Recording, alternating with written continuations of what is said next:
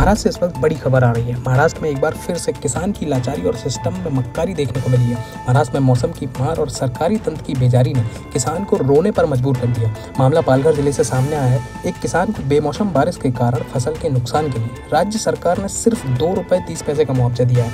पालघर के वाडा तालुका के शिलेत्र गाँव में मधुकर बाबूराव पाटिल की धान की फसल को भारी नुकसान हुआ था, जिसके मुआवजे के लिए उन्होंने आवेदन दिया था और अब सोमवार को उन्हें सरकार की ओर से मुआवजा तो मिला, लेकिन भुगतान के तौर पर बस ₹2.30। किसान मधुकर बाबूराव पाटिल ने कहा कि इस मौसम में लगातार बारिश ने धान की फसल को बुरी तरह प्रभावित किया, जिससे फसल पानी में डूब गई और सड़ गई। यहाँ तक कि भूसा भी काला पड़ गया, जिससे पशुओं के लिए चारे की कमी पैदा होकर संकट और बढ़ गया है। इतने बड़े नुकसान के बावजूद मुझे यह देखकर बहुत आश्चर्य हुआ कि मेरे बैंक खाते में ₹2.5 ही जमा हुए। बता दें कि किसान पाटिल, उनकी पत्नी और बेटियों के नाम 11 एकड़ जमीन है। इस मुद्दे को लेकर अब राजनीति भी तेज हो गई है।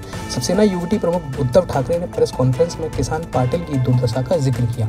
ठाकरे ने कहा कि यह मजाक है कि पालघर में किसानों को फसल बीमा मुआवजे के रूप में केवल ₹2 और कुछ पैसे मिले हैं। बता दें कि ऐसा एक मामला 10 दिन पहले भी वासिम जिले के अडोली गाँव से आया था, जहां युवा किसान सतीश एडोले ने अपने 2 एकड़ खेत में सोयाबीन की फसल बोई थी, जिसमें उनका लगभग 30 से 40 हजार रुपए का खर्चा आया था। लेकिन मूसलाधार बारिश से किसान की पूरी फसल बर्बाद हो गई थी, जिसके बदले में सरकार की ओर से इस नुकसान के लिए भरपाई के रूप में सिर्फ ₹5236 मिले थे।